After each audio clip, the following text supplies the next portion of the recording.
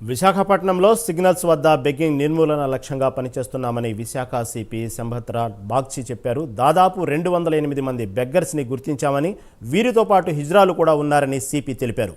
వీరందరూ బెగ్గింగ్ చేయకుండా అవగాహన సదస్సు నిర్వహించి కౌన్సిలింగ్ ఇచ్చామన్నారు. బెగ్గింగ్ చేయకుండా వారికి ప్రత్యామ్నాయ ఏర్పాట్లు చేయడం కోసం ఎన్జిఓఎస్ స్పాన్సర్స్తో కలిసి ప్రణాళిక రచిస్తున్నామంటున్న విశాఖ సిపి సంభత్రాజ్ బాగ్చితో మా ప్రతినిధి అవతార్ ఫేస్ టు ఫేస్. నూతన సంవత్సరంతో నూతన శుభవార్త చెప్పారు. ఈ నెలాఖరు నుంచి సిగ్నల్ పాయింట్స్ వద్ద బిక్షగాళ్ళు లేకుండా చేస్తానని చెప్పి శంకరపతి బాగ్చి గారు చెప్పారు.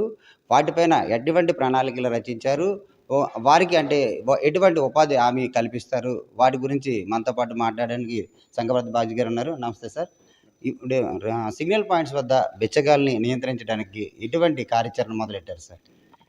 ఇప్పుడు ఇంతకుముందు లాస్ట్ ఇయర్ 31 డిసెంబర్ లోపల మన విశాఖపట్నం నగరంలో ఎంతమంది బిచ్చం అడిగే వాళ్ళు ఉన్నారు అది ఐడెంటిఫై చేయమని చెప్పడం జరిగింది.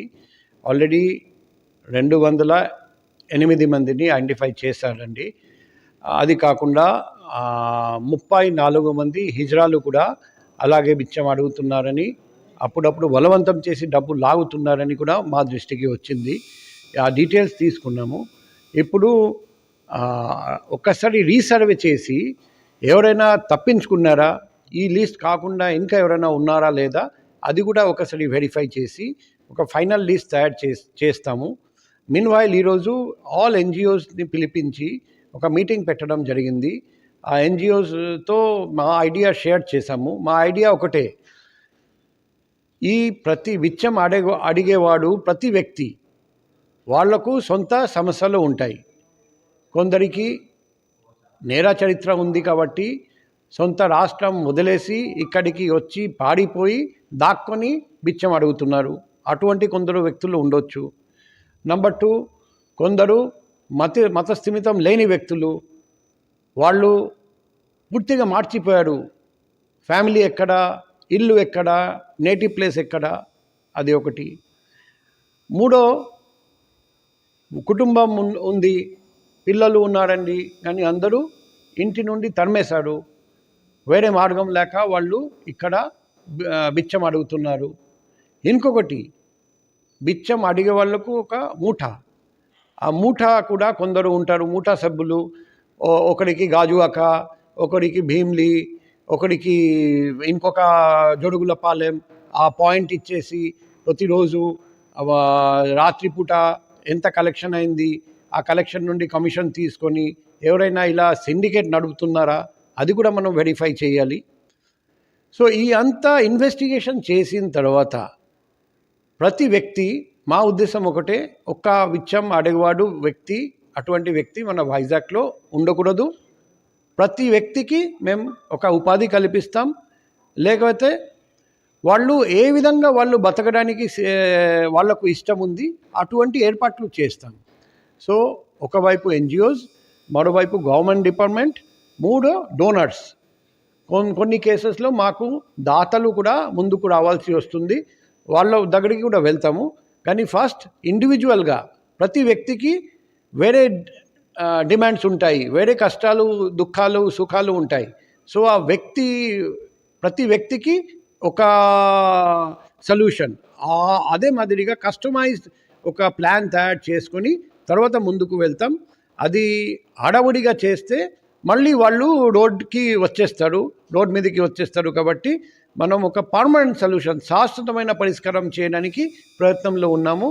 సో ఆల్ స్టేక్ హోల్డర్స్ని ఇన్వాల్వ్ చేసి గవర్నమెంట్, ఎన్జిఓ, డోనర్స్, పోలీస్ అందరం కలిసి ఒక పకడ్బందీగా ఏర్పాటు చేసి మన వైజాగ్లో బిచ్చం అడిగేవాడు వ్యక్తి లేని ఒక నగరంగా తయారు చేయడానికి మేము ఒక పథకం తయారు చేసుకొని ముందుకు వెళ్తున్నాం. త్వరలో ఫలితాలు కూడా అందరికీ కనిపిస్తుంది.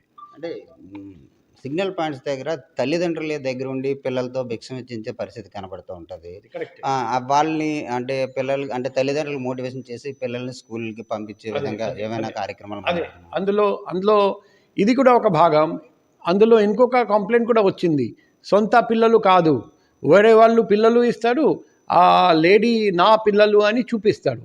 సో అటువంటి అలిగేషన్ వస్తే, అటువంటి కొన్ని కేసెస్లో ఆ లేడీని తీసుకెళ్ళి స్టేషన్లో విచారిస్తే కొన్ని కేసెస్ ఆమె పిల్లలు అని అది కూడా తెలిసింది.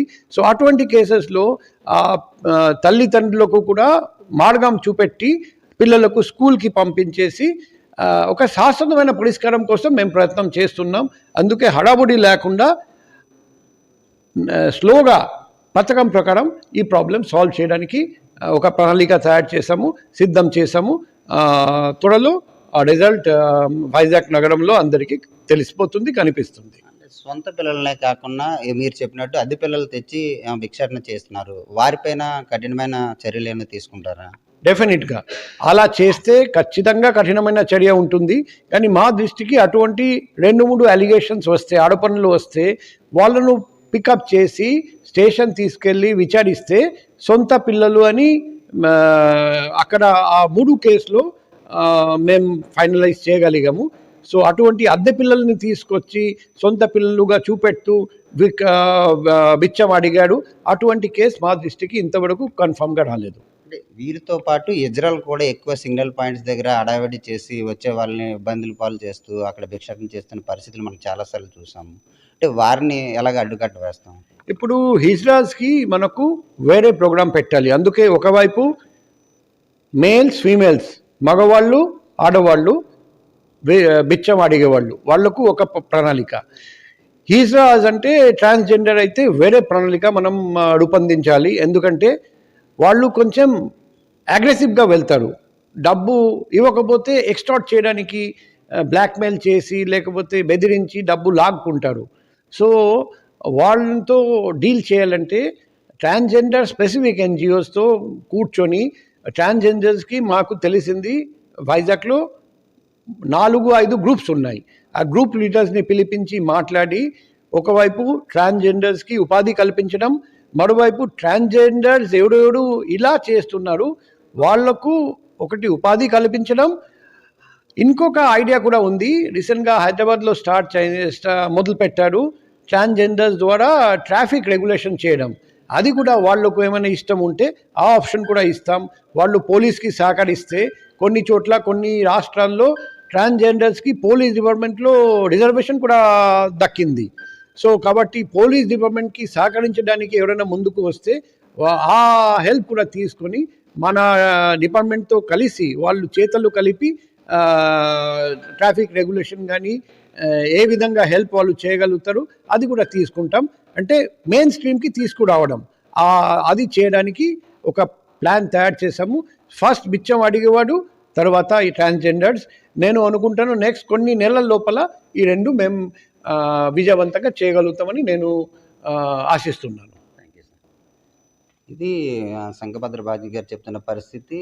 ఎన్జిఓస్ ఆఫీసర్స్తో అందరితో కలిసి ఏదైతే ఈ భిక్షాటన ఉందో దీన్ని శాశ్వత నిర్మూలన చేయడానికి పరిష్కార దిశగా అయితే మేము వెళ్తున్నామని చెప్తున్న పరిస్థితి కనబడుతుంది. కెమెరా పర్సన్ మహేష్తో అవతార్.